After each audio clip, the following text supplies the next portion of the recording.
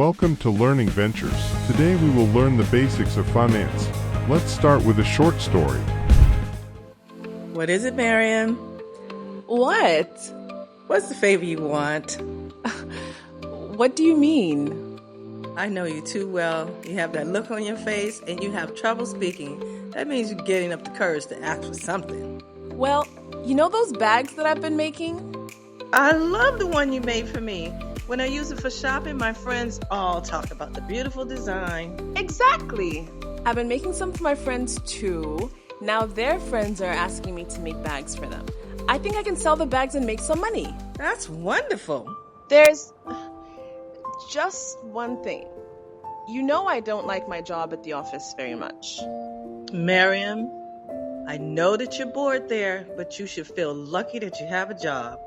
I do, Mom, but if you would help me, I could quit the office job and start selling my bags instead. I just need some money to get started. Oh, Miriam. Please, Mom, I just need some money for materials to make flyers, buy some ads. How much money do you need? Well, I need money for materials, brochures, ads. But how much money do you need? Well, I'm not sure. But I'm not asking you to give me the money. It would be a loan. But how many of these bags would you need to be able to sell to make a living? Lots of people have been asking for them. But how many bags will you need to sell? Have you figured that out? Miriam, I just don't think you've thought this through. Can you believe what my mother said? She just doesn't trust me. Well, I think she has a point. You may need to think through how much things cost and when you will sell enough to pay her back. Congratulations, you have completed the story module.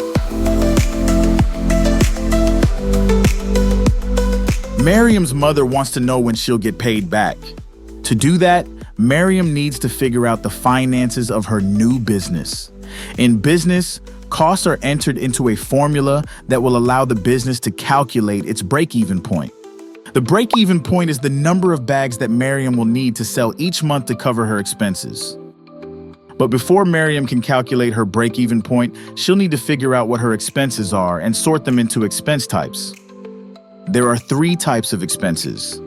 Startup costs are one-time expenses that are necessary to start the business. The second type of expense is a fixed cost. Fixed costs are costs for goods and services that do not depend on the number of items that Miriam is making. Rent and utilities are examples of fixed costs. These costs have to be paid to run your business and keep the lights on. Variable costs are costs that vary based on the number of items produced. It is your cost to produce the product. Which expenses belong in which categories? Here are some tips to help you decide whether an expense is a startup cost, a fixed cost, or a variable cost. Ask yourself, is this an expense that I'll only need to pay one time when I'm starting my business? If so, it's likely to be a startup expense. For example, having a sign created to put over the door of a shop is a one-time startup expense. Is this an expense that will change depending on how many units are produced? If so, it's likely to be a variable expense. For example, the materials you'll use to make a product are a variable expense. Is this a repeating expense that usually stays the same regardless of how many units are produced? If so, it's likely to be a fixed expense. For example, rent for office space. Now you have a basic concept of startup, fixed, and variable costs. Let's do a short quiz.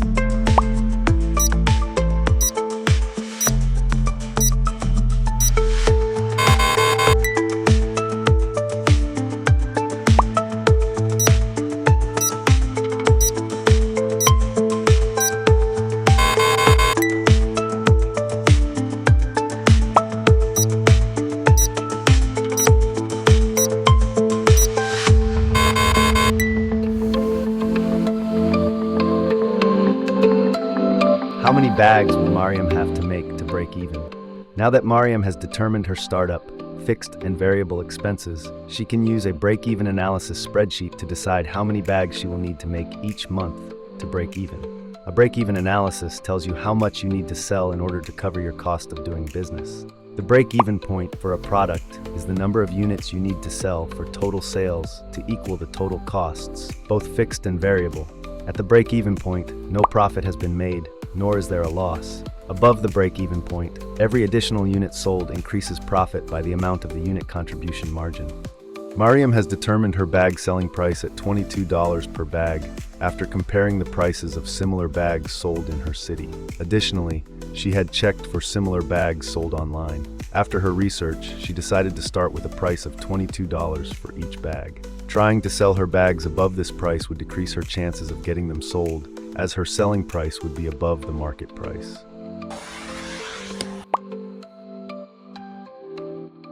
This chart represents the sales that would be achieved depending on the number of bags sold. For example, selling 100 bags would result in $2.02 income. These are the fixed monthly costs that must be incurred by Mariam to keep her business operating, regardless of how many bags sold. It is important to highlight that the fixed costs include Mariam's monthly salary. The orange area in this chart represent fixed costs. Variable costs per bag. These are the variable costs that must be incurred to produce each bag.